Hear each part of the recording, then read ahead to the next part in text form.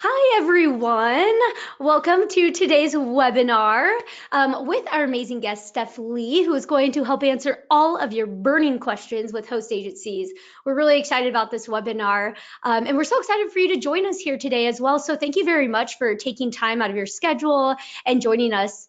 But first, just before we dive in here, let me quickly introduce myself. I am Stephanie Grice and the Senior Client Champion and Education Coordinator here at Travefy behind here. And I can't wait to introduce our awesome guest, Steph. Another Steph. We're going to confuse you here. So I'll be Stephanie, she'll be Steph. We'll try to help there in a minute. But I do want to give a quick plug on Travefy Academy and just kind of what to expect on today's webinar. So if any of you on here have joined us before for previous webinars, you've probably heard this. But if you're brand new to Travefy Academy webinars, thank you for joining us. And to kind of tell you a little bit more about what these webinars are not commercial in nature to promote any of the organizations, nor does Travefy ever accept compensation for partnerships. So Travefy Academy just really exists to provide educational experiences and really fulfill our mission to help power the success of travel professionals. So today's webinar is for informational purposes only, and we a lot of times sometimes we'll be people jump on and be like, where's Travefy? Are we going to talk about Travefy? We won't talk about Travefy as a software tool today. Well, we could talk about it if there's any questions, but this is really just for educational purposes in the travel industry. So really our hope for Travefy Academy is just to be a resource for travel advisors, from a wide range perspective and different experience levels, like you're going to find here in today's webinar. So a couple housekeeping things that I do want to mention here too is that there is a question box. So this is going to be a big time webinar where we're going to really ask you to use that question box, because this is a webinar that we want to engage with you to ask these questions and get and chat with our expert here, Steph, on the questions you have. So feel free to use that question box. We also have Scott Rutz from our team in there as well. So if you see him chat back, he's in the background, and you might get a little hello from him in there. But the other thing that I want to mention is this webinar is being recorded. So if you need to hop off, no worries. After this is done, so in about probably an hour and a half, we will send a recording of this webinar. So that way you can forward it on to a friend if they missed it. If you want to watch it again in the future, you can do that. So don't worry. Even if there's anybody who just didn't even get the chance to sign on today, so if you have a colleague, they missed it, don't worry, tell them that recording is coming to them. Now, one last thing is, before I introduce our guest, I do want to quickly share just a little quick disclaimer that, since we work with thousands of travel advisors ranging from agents to industry veterans, we always hear questions surrounding host agencies. So we really wanted to tailor a webinar around this topic, which is why we're here today. And what was really cool is we met Steph Lee, I think it was like earlier this year, who is the founder of Host Agency Reviews.com, and we were like, oh my gosh, this is a perfect match for this webinar, so we should do this. So we're really excited, and during this webinar, we're going to let Steph answer your host agency questions, but it is really important for us to note that this is not a webinar to tell you that you should join a host agency. You actually might just find that a host agency isn't for you after this webinar. So we just want to be clear that we're not promoting specific host agencies through this webinar. It's really just simply a neutral discussion on if a host agency is right for you and your business, and just kind of what to consider in exploring these host agencies. So with that being said, I want to finally introduce our special guest, Steph Lee here. So a little bit about Steph. So as a former host agency director of a $50 million agency, Steph Lee developed a deep appreciation for the specific challenges that independent travel advisors face in starting an agency. So in 2012, Steph set out to address these challenges, creating Host Agency Reviews, a website that connects academics, advisors to industry resources. So since then, Host Agency Reviews has grown to encompass not only a directory with peer reviews of host agencies, but a leading travel events calendar, a podcast, an active social media travel agents group, an in-depth blog, and more. So lots of great stuff in there. And Steph has also received ASTA's Young Professional of the Year Award, Minnesota Business's Young Entrepreneur Award, and the Travel Agent Magazine's 30 Under 30. Just amazing. She's presented at a number of marketing and travel events, including Social Media Breakfast, Minneapolis, Travel Weekly's Cruise World, ASTA's Blue Sky Symposium, Travel Agent Forum, and ASTA's Global Convention. She's also contributed to Travel Research Online and has served on the editorial board of Travel Market Report. So the only thing that might outshine Steph's entrepreneurial spirit and passion for the travel industry is her love of dogs, which you see. We're so excited that he's joining us, and winter weather, which I said is a rare one, but it's exciting. She enjoys winter weather, and you're in Minnesota, so it works perfect. So welcome here, and thank you so much, Steph, for being here with us. Thanks, Stephanie. And I think everyone should know we met in like the taxi line at the Las Vegas hotel. It was super random. It was perfect. It was so meant to be. And now here we are today. We're excited. Yes. But yeah, and we, like I said, I keep saying we're so excited. We've been wanting to create a webinar like this for so long. We just needed the right person. So the taxi line in Vegas, thank you. It was great. But what we're going to do to tell you kind of how we're going to work here is we have some questions that we're going to go through. So kind of some basic questions that we're going to bounce between with Steph. And so I also want to say, though, that some people had already shared some questions with us. So thank you so much for those of you who shared those. We will get into those in here as well. And then, of course, ask your questions in there because we'll have time, to go over questions that come through as well. So again, that's what this is for. This is to get all those questions out there because we have an expert here that can answer these and really tell you where you need to look and how to answer these questions. So to kick this off, I'm going to start with our very first question is what are the most important things that you recommend agents look for in a host agency relationship? So that's a really good question. I always say that the first thing, there isn't one thing or even three things that are the most important to look for. I always say that the advisor's role in this is that they need to figure out what's the most important thing for them because that's going to change between agents. So your first step if you're looking for a host agency is to figure out what you want because essentially this is a business partner that you're going to be working with. So what do you want in a business partner? Maybe like the cultural fit is incredibly important to you and you want to have a sense of belonging and community. Or maybe you're really independent and all you want and all you care about is the highest earnings and the most cost-effective way of getting there. There might be things to consider if you're using a GDS system. Not all host agencies have GDS access, so checking into that. And some other things to consider too, like I know, for instance, Travefy. When you're working with host agencies, what's really happening is an economies of scale type of thing. So you're getting better and better deals because all of these agencies are under one umbrella. So if you are interested in, say, getting Travefy, maybe a host agency can save you 25%. I know you have a bunch of partnerships, Stephanie, with certain consortia and host agencies. So if that's a cost savings to you and something to consider, because there's other technologies and marketing platforms that have relationships with host agencies in consortium and looking into those. So I like, can we pass the screen over this way and I'll show, because this is a question Yes. we get a lot. And I'll show you one of our articles. Let's see, show my screen. So if you're not familiar with the site, we have a lot of articles. Okay, is my screen showing now? Yes, yep, okay. I can see it there. All right, so let's go. So this is a really good article, tips on finding the best host agency. Whoops, moving back. Stick with me, everybody. Okay, so if you go up into the search field here, you can type in tips on how to find the best host agency. But this gives you a lot of information. And what we've also done is created a host agency comparison chart that you can download. So you can download it for free, and it just helps you. Rigel's the name of my other dog. The one behind me is Fennec.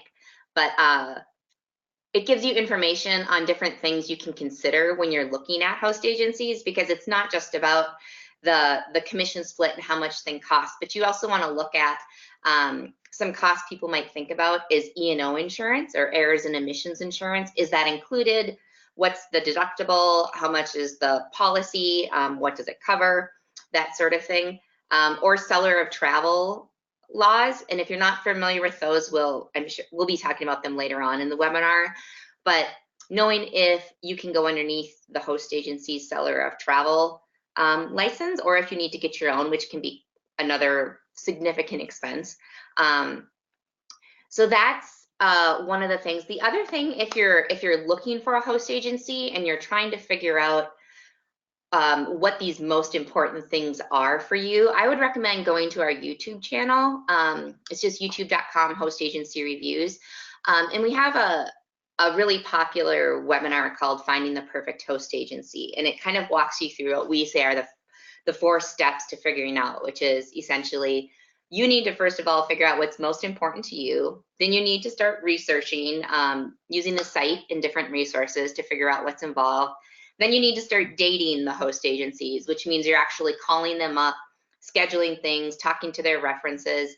And then the last step is actually making the leap, which is the hardest thing for most agencies. So, and if you haven't checked out the site, the host agency list here is a great way to figure out information. So for instance, if you want to know if they have a seller of travel license in California, you can use the different search filters and it'll pull who does all that. If you want them to belong to a certain consortium, you can type that in there. Maybe you want ensemble. So this is a great way to quickly and easily kind of vet through the different host agencies that are out there. All right, so let's see, that's the answer, the short, long answer for that one. Perfect. Awesome. That's great. So another question here is, so what are services or support that host agencies can provide to really just get the most value and that can be the most impactful for agents? So basically, is there something that they should be looking for when searching for a host agency, that services or support that they can provide to them? Yes, it's going to depend a little bit on, I think experience level is probably the biggest thing that differentiates what agents are going to be looking for. So for instance, if you're new to the industry, what a host agency provides, that's absolutely invaluable. And I think it's hard as a new agent to understand the power behind this, but the relationship to the vendors is something you just can't put a price on that comes with a host agency. So you as a new agent are coming in, and there's tens of thousands of new agents out there. And there's only so many BDMs or business development managers or sales reps. And if you sell one cruise or one tour package, or maybe you sell 5, that's not very many in the grand scheme of things. But a host agency, all the large host agencies and even the mid-size host agencies are probably top accounts for their different BDMs, and you get that instant relationship. So if you want to really build your sales with a certain supplier, you can reach out to the host agency and be connected with the BDM. Maybe you can look at some co-op dollars if you really have a plan in place. So that's one of the big things that's not so tangible. The other thing that's often touted is, for newer advisors, is the higher commission levels, which is very true. So if you, I'm not sure how familiar the people are on the webinar with how commissions work, but essentially the more you sell of a vendor, the higher your commission levels is. So again, it's the economies of scales with host agencies. So instead of starting at 10%, you may be getting 16% commission. So you're getting an extra 6% commission, and maybe you're paying, $30 a month, or maybe you're on a free plan. you're giving a slice of your commission to the host agency, but all of that is for these relationships, for the higher commissions. And for new agents, there's also, beyond the vendor relationships and the commissions, the higher commissions, is also going to be, there's mentorship and community, because as you're getting started out, there's so much to learn in the industry. I mean, I've been in it, I grew up in the industry, and I'm still constantly learning things, and it's always evolving. And so you have all these questions. It's nice to be able to belong somewhere, and you're paying for this support where you can call in and ask questions on how things work. So that's for new agents. I would say for the experienced agents, because host agencies, they do a great job at attracting new entrants to the industry, which is super important. But there's also a lot of experienced agents that are with host agencies. And one of the big reasons behind that is because when you're with a host agency, it's essentially like having a part-time employee or a full-time employee. There's a lot of administrative work that goes on behind the scenes at the host agency that is very helpful for an experienced agent. So for instance, instead of having to get set up on every single portal and fax in and send in your W-9 to them and get set up, the host agency is set up with all of these already. So you don't have to deal with that. The commission checks go to the host agency instead of you, which may seem like a hassle, but you're not having to go cash those checks. You're not having to input them in the accounting system. That's all done for you. You have to do the invoicing, but the host agency is providing that bookkeeping service. And they're also, anytime you have questions, they also have the bookkeeping software that runs on the back end, so you don't have to have trams or something along those lines. So that I think would be one of the big benefits for experienced agents, along with what we talked about with Travefy, where you can get discounts for being part of an organization. So if you wanted to get client base online or TravelJoy or something along that lines for your CRM, you could get that through the host agency at a discounted rate. So there's a lot of benefits for both new and experienced agents. That's awesome. And that's a really good point too, about almost looking, what software do I want to use or do I already use that they support as well? Mm-hmm. So yeah, that's a good point too in there. So another question here is, and I know that we had a couple questions about commissions already. So I think that's gonna be our hot topic of the day. Do host agencies help me make more money or have better commission rates? In most cases, yes.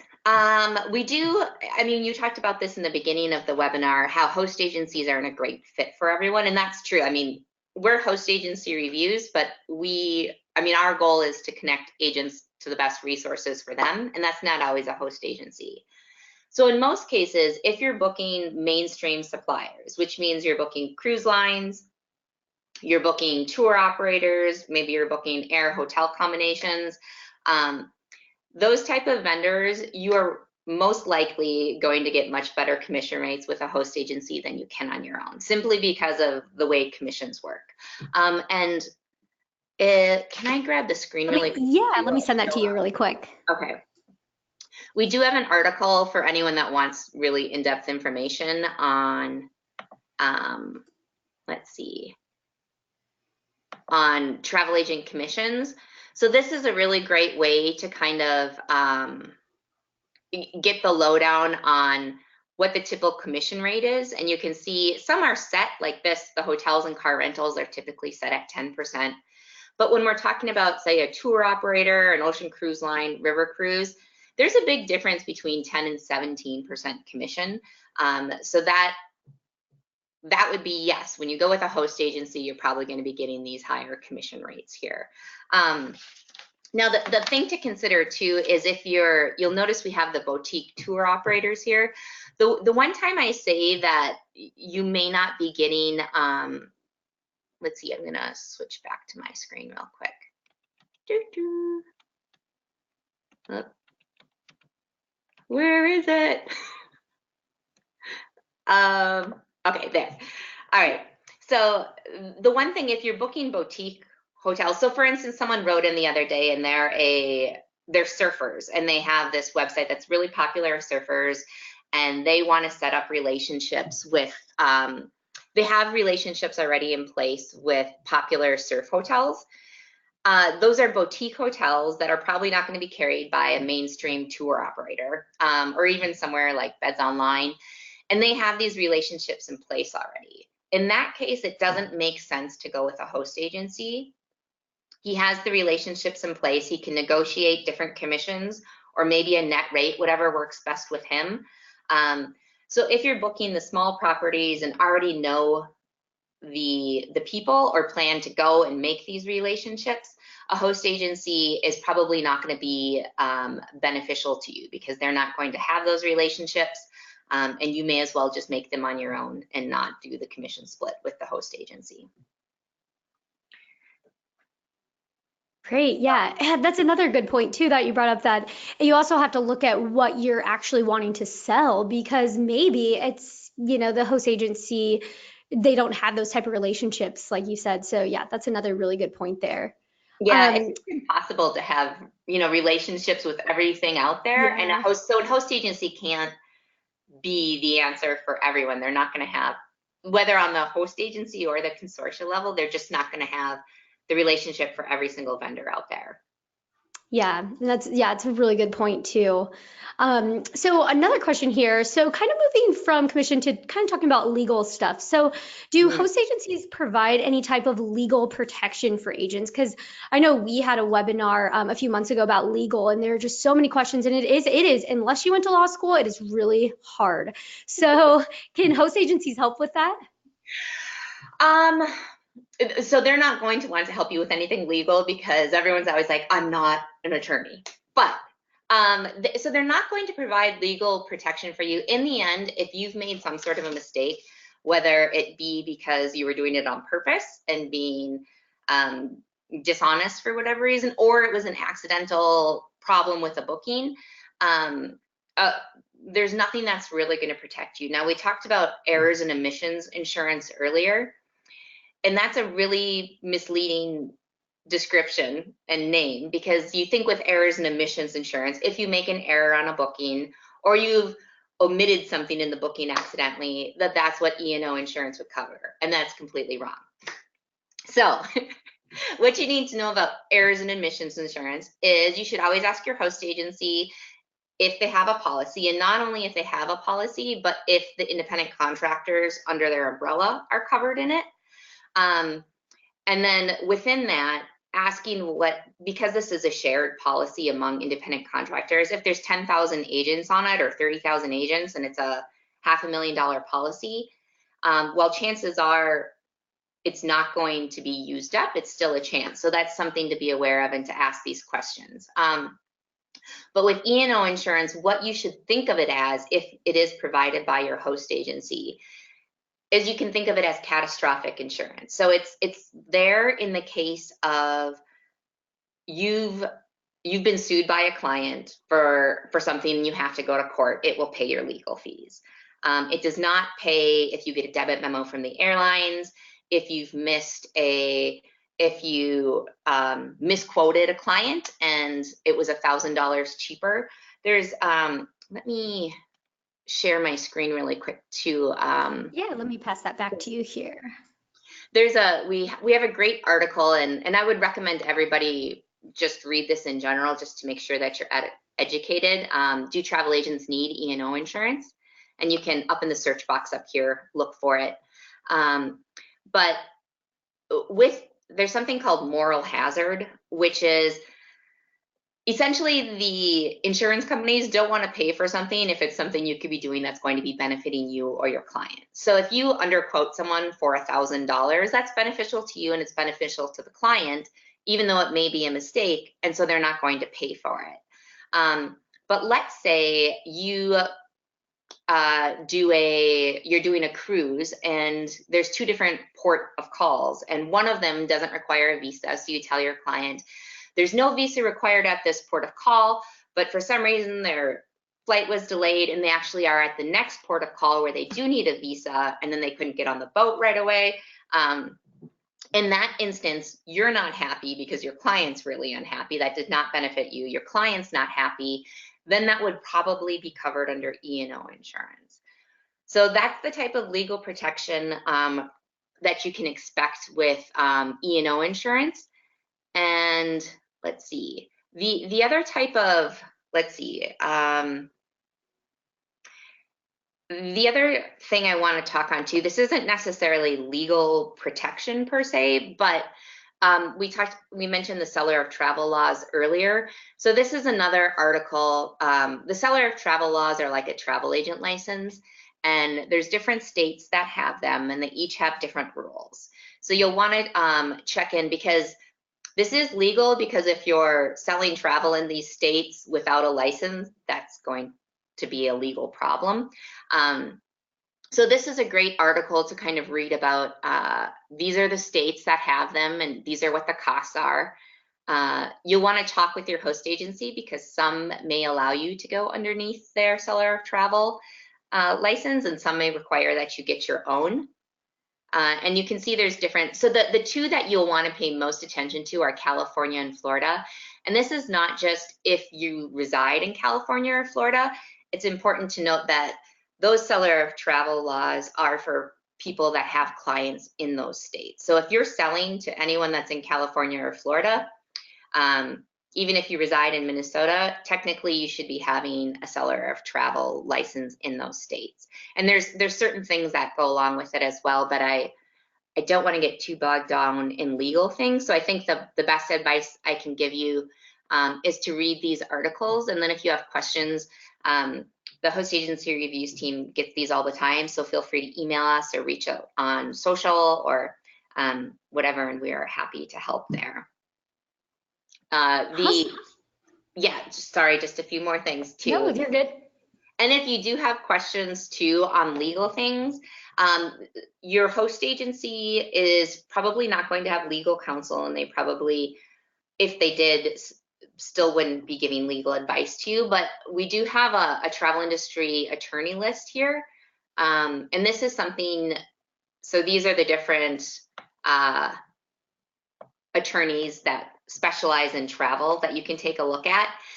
One thing to mention too is if you're a member of ASTA, the American Society of Travel Advisors, that you get a free 15-minute initial consultation as part of your membership. So that could be something as you're getting started out. It's a great association to invest in, and then you can get 15 minutes to have some of your basic questions answered.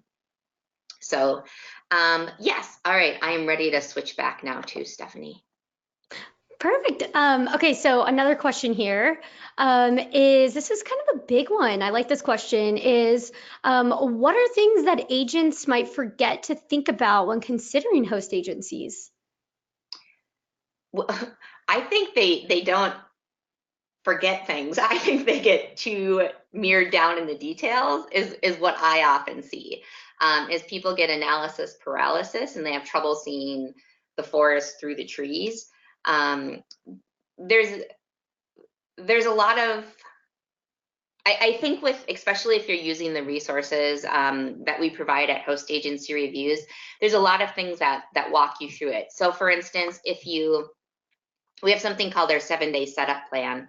So if anyone here is newer to the travel industry and getting started, it's a 7-day email sequence that kind of walks you through the different things to consider with your site, the legal things, the how to get your financials set up, a lot of more business basics, I would say, rather that are travel specific, but also just business basics. If you're following things like that, you're going to be covered, and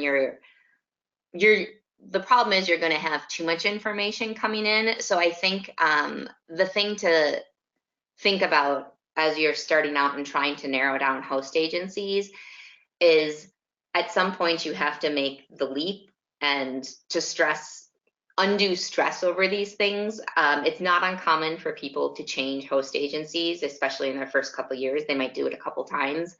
And that's just something that in your mind you should be thinking of. It's not a failure.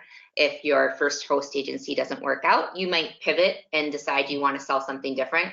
Maybe you've discovered that surfers don't spend any money and you are not going to make any money that way, so you decided to pivot and sell another product. And that's totally normal with any business. So Awesome there. And yeah, we're getting lots of really good questions. So another one here though is and I might have to pass the presenter back to you, so let me know, is most of the hosts on hostagencyreviews.com has 4+ stars. So how can I tell which one is better? There's a secret. No, there's no secret. All right. So yes, on our site, I always tell people you can tell when there's a bad host agency in there. There's only a few, and they have consistent, not so great reviews. Most people are very loyal and very happy with their host agencies.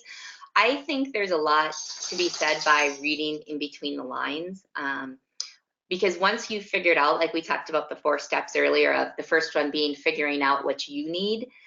Once you figure that out, if you have decided that more hand-holding and education is what's important to you, if you're reading through the reviews and that's what you're seeing coming up there, then that's probably going to be a better fit for you. The other thing, so reading through the reviews and looking for sentences that are applicable to what you're looking for, I think would be the biggest one to look for. I would also reach out outside of host agency reviews, and there's a lot of forums where you can figure out, where you can ask other agents what, sorry, Fennec is distracting me back here. I don't know if you can hear him jingling. In forums, asking other people what their experiences have been with their host agencies is also really important. Although, again, people are incredibly loyal to their host agencies, and you'll find people, there's not a lot of 3-star ratings. It's like people are either, my host agency is the greatest thing in the world, or they've had a very bad experience and they're giving 1 star. Sure. And yeah, so that's really great. And another question here, so this is kind of a bigger one. You kind of touched on this a little bit, so Julie asked this one before the webinar. So how do you know which consortium to choose when looking at a host agency? Which one is better, or how to choose? Good question, Julie, because that is, I think, something challenging. So we did branch out into consortia it was like a year ago on the site. So there is also a consortia list on the site that gives more information on the different consortia profiles. But I would say it's the same as the host agency. There's no one better consortium, but there are some that are more, there are differences. So some of the things to consider is some may specialize. So for instance, Virtuoso is very closely aligned with luxury travel, and there's certain, most people that sell luxury like to be aligned with Virtuoso or Ensemble or Signature. And Travel Leaders Network also has a strong luxury program. On the consortia side, even if you're with a host agency, if you ever are thinking that you might want to go off on your own, you'll probably stick with the same consortia because you know their tools, their programs, that's where all your relationships are. So some things you might want to think about, even if you're not at the stage of joining a consortium, is some have consumer-facing brands. So for instance, Travel Leaders Network and Virtuoso, both brands to the consumer. Others like Ensemble, Signature, Travel Savers, those are all, they're agency facing, and so the consumers aren't aware of them. That's like a small thing, but it might be something to consider. There's also the structure of the consortia. So some are co-ops. Ensemble and Signature are co-ops, which means that if you're a member, any profits that come at the end of the year are split between the different members. So it doesn't affect you if you're an independent contractor that's with a host agency, but the host agency member is going to be getting some of those returns. But if you eventually want to go out on your own and that's a structure that's attractive to you, I would take a look at Ensemble and Signature then for the co-op portion of that. Awesome. And here's another question. So this is from Luann. And she said, I own a small agency, 5 full-time salaried employees, brick and mortar. But she said it is becoming increasingly difficult to make a profit with this business model. Would a host agency be a consideration? And then also, can we keep our IATA number and Sabre contract? Let's see. I want to make sure I'm answering this correctly because I can read it a couple ways. So I don't, if you're on here, Luann, and I'm not answering it correctly, please just comment and tell me to stop. So yes, you can definitely go with a host agency model. And when I worked at a host agency, I know this is very common. It's not abnormal to have a storefront that has decided to align with a host agency, simply because of the reasons you're saying. And we talked about how with experienced advisors that the host agency is essentially like having a bookkeeper. So you have to have one less employee. You're not having to have someone that's running trams. You can use the host agency's trams. In terms of keeping your IATA number and the Sabre contract, that one, so I'm not exactly sure if you're asking, you can keep those numbers and you can keep booking corporate travel or whatever you'd be booking through your GDS system. You can keep that and keep those airline contracts. When you align with a host agency, you're free to book whatever you want by default with them and whatever you want outside of them, even though host agencies, of course, prefer you book everything with them. If you keep your IATA number and your Sabre contract, the one thing I would caution, well, the one thing to think about is that there's going to be more expenses with that. You'll be getting the back end overrides from the GDS contracts, but there will be more expenses because you will have to have your own E&O insurance because these are bookings that aren't being made underneath your host agencies. So you have to have your own E&O insurance policy. You'll have to have your own seller of travel numbers because you're making bookings outside of your host agencies, so you're not underneath their license. So things like that to consider, but it would be worth, I think, if you're having trouble with the profit margins of a storefront, talking to different host agencies. They have their setup plans, but if you're bringing in a big bulk of business, there is room for negotiations in some cases. So talking to them, I mean, for a lot of host agencies, I think, you know, it's hard to give exact numbers, but for many host agencies, for $300 a month, you can get 100% commission for one agent, and then, you know, a little fee for each agent on top of that, which is incredibly cheap when you think that you're getting 100% commission and you're getting someone doing all the back end bookkeeping and helping out with those things. So. Awesome. Yeah. And again, yeah, Luann, if you're in here and just comment on there, we'll see that and let Steph know. But a comment from Verna here. She said, very good information. I've been struggling to decide whether to use a host and which one or buying a franchise. So this is awesome. So thank you so much again, Steph, for sharing your knowledge. Another question here is from Michelle. Would a host agency be beneficial to someone in Australia as well? Yes. Although I have to say I'm not as familiar with Australia. We do get inquiries quite frequently from Australia and the UK. And that's an area where I'm not sure if they're not called host agencies because there's just not a lot of information when we try to find it. If you want to send me a note, there's a few Australian host agencies, although I can't vouch for them because I don't really have strong relationships with them, but there's a couple I could at least direct you to that you could start checking out and seeing what their programs are like. But yes, there are host agencies in Australia, and they are beneficial like they are in the US or Canada.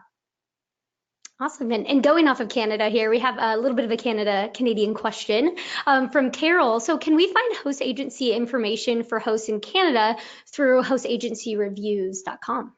You sure can. Would you mind passing over the screen and I'll show where to find that.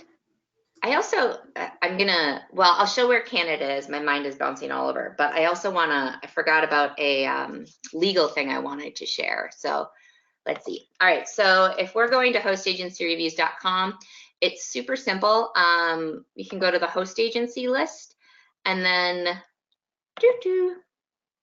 all right, accepts agents in Canada. So most of the Canadian host agencies have a lot more restrictions than US-based host agencies. There's just a lot more regulations in Canada. So, whoops, all right. Whoops, we want accepting in Canada. So these are the host agencies that accept agents in Canada. Most of them are going to be located in Canada, although not all of them will. So that's the information there. And then there's actually specific for Canada, the seller of travel licenses. Let's see, which one do you need a travel agent license? We have in this article too, Canadian ones. There's a link to Canadian ones. So here we go, regulations for Canadian travel agencies. And then I know there hasn't been a question, but I'm going to jump here before I forget. We had talked about kind of the legal protection from a host agency side of things.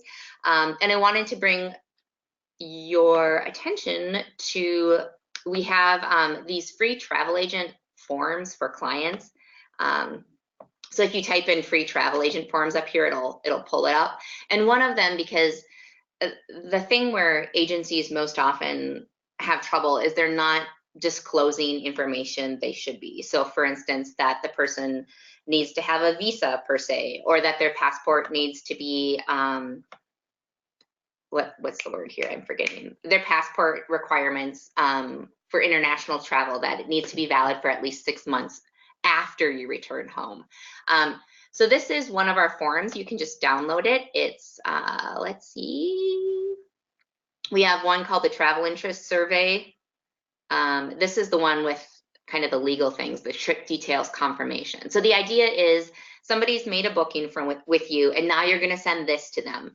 So if you go here and then you click on download, this will take you to the template. And then you can copy the template over for you and have it up on your site. But essentially it's saying, all right, we spelled your name correctly and you've looked at it, right? This matches your legal name, your date of birth is correct. You've double checked all of this. You have them sign it. You've asked and offered trip insurance to them, and then some information on vaccinations, visas, that sort of thing. So this is it's free. You can download it. It's really simple to get set up, and is a great way to kind of cover your basis in terms of legal obligations. Awesome, thank you. And so another question here is from Ray Vaughn is, do all host agencies charge a monthly fee? That's a good question. I want to say yes, but there are hundreds of them. So sure, yeah. I don't want to get caught. But I would say yes. There's been different structures that people have played with throughout the years, but the general relationship that's laid out is that there's some kind of a monthly fee, and then there's a commission split in exchange. There are, yeah, I think that's the easiest way to explain it. Yeah, there'll definitely be some fees, yeah, whether just have to look into what those are. So another question here is from Carol is, should a good host agency be giving some business leads to agents? I don't know if I would classify an agency, a host, as good or bad, whether or not they provide leads to agents. Because I think that's more on like the agent side of things, if that's something that's important to them. An experienced advisor may not care at all about leads because they already have a book of business. But since we are talking about leads, questions I would ask if they do have a lead program that I think are really important is who the lead belongs to when it's passed to the agent. Does that still belong to the host agency? And further bookings, what happens to that commission? Are you still having to split it? Does the commission split vary if it's a lead? Or is it like the host agency says, here's a lead, hopefully you can book it, it's your client forever, and it's at the regular commission split? Awesome, perfect. So another question here, and this is kind of awesome. Paula said, I've been using host agency reviews to look at joining a host. I've narrowed down to 3. So how can I find out which suppliers they list as preferred suppliers? But she also said this has been a very good, timely webinar. So that's awesome. We did this at the right time, Paula. That's perfect. But basically is how can you find out which suppliers are supported with a host agency? Good question. All right. So not all host agencies have this on here, but is this still showing my screen? I'm sorry. Yes. Yep. Okay. Still yours. All right. So I'm going to, on some host agencies profiles, and if you don't see these on here, I would encourage you when you're talking to host agencies to say that it would be helpful to see this if they would fill this out on their profile. I think KHM has it on here, so we'll check out their profile. At the very bottom, there's the preferred suppliers section, so you'll be able to see who their preferred suppliers are. And then if you have any questions on their preferred suppliers, you can also just go log into the Q&A section and ask any questions in here.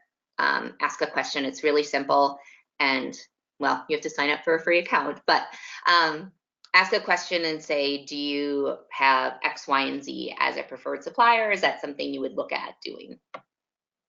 And is that something too that do most host agencies have that type of information on their website, or is it something that you kind of would have to dig a little bit for? Yeah, you'd probably have to dig a little bit for it. So there's a couple approaches. Most host agencies very closely align their preferred suppliers with their consortia. So let's go to travelleaders.com. So for instance, you could go to, if they're a part of Travel Leaders, you could go to Travel Leaders. Let's see, actually, I'm trying to think, because they have a list of their preferred suppliers on here. You can go to Travel Leaders site and figure out preferred suppliers. And most of the agencies underneath them will have these as their relationships or as their preferred supplier relationships. So that's one way of doing it. But if you look at, so here's their preferred suppliers. But if you look at KHM's profile, they have some preferred relationships on their own that they've made. So they may not be exactly the same as the consortias. And that's why you could try asking the host agencies when you're talking with them if they'll send over a preferred supplier list. Some might, some are more protective of them. If worst case scenario, they're not wanting to send you their whole list of preferred suppliers, what I would recommend doing is saying, I'm thinking about selling river cruises and I want to sell Viking. Is Viking a preferred supplier for you, and what's your commission level? Because a lot of people are really looking for the commission level with the preferred supplier, and a host agency is not going to send over a huge list with all of their commissions on there. That's just not something that is really done. What they will do though is if you say, I want to sell these particular brands, what is the specific commission level for these? That's something they will do. That's a great tip. So really, it would be a good idea to maybe write down a list of the top ones that you are interested in and then contact them and then they can send that information. Is that probably a good idea? Like narrowing it down really helps instead of being like, give me everything, all your secrets. Like, yeah, they're like, no, you can't have all of them. Yeah. Yeah, that's a great tip. So this is kind of another really good question. Sandra asks, are you aware of any host agencies that will provide an after hours or emergency service for corporate travelers? Yes, quite a few of them do. Usually there's going to be a charge for, or there always will be a charge for it, but they do have 24/7. Now, let's see. We'll go back to host agency reviews and we'll, if we go to the profiles, what we'll find there's a little section on the host agency profiles. Whoopsies, happening. Loading. Okay, hold on. On here, there's a corporate section, and then there's an area that talks about the different programs that are available for corporate agents. So if we look at connection. Sorry, my internet is really slow here all of a Sorry. sudden. There'll be something on there that'll say if they provide like a corporate booking engine tool.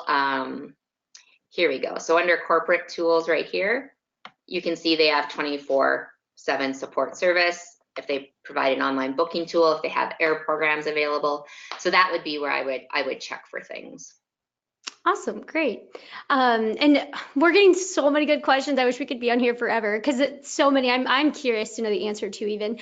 But we are coming down to 10 minutes, so I do want to tell everybody that if we don't get to your question, I'll pull up the hostagencyreviews.com. But then after this, you can also send us an email if you have questions. We can get that to Steph or hop on to Host Agency Review as well. But a couple questions here I want to try to get to. So this one just came in, really interesting. Shanae asked, can you have 2 different hosts? Yes. Yes, we have an article actually on aligning with multiple host agencies, and we just finished our survey of on travel agent income, which is super interesting. I'm just going to do if you're interested in like data, this is if you go to our blog and then select the tag travel agent surveys.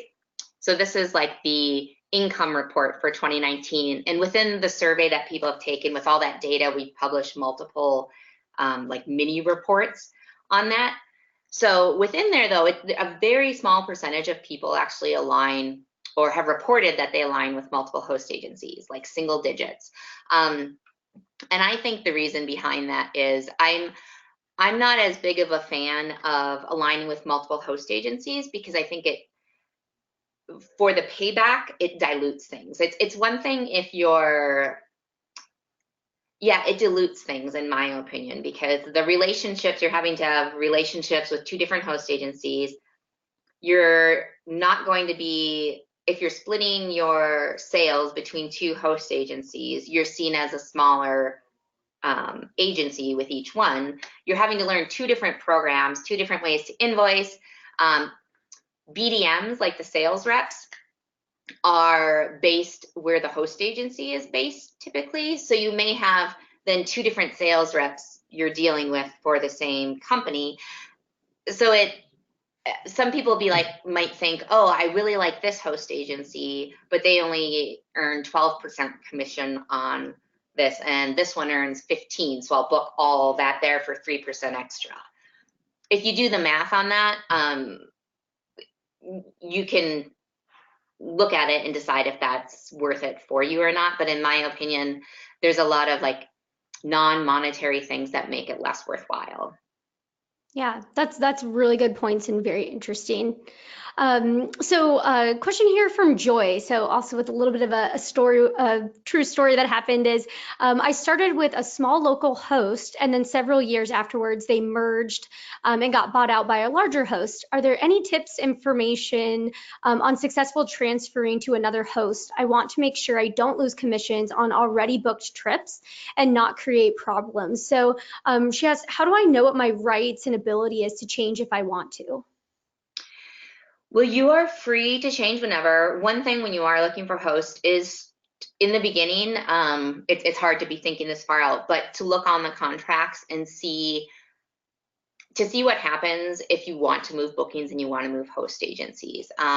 So what a lot of agencies end up doing if they are switching host agencies, depending on what the relationship is and the situation, is they pay for their first host agency up until all their travel has traveled, so that they can get commission on those if it makes sense monetarily.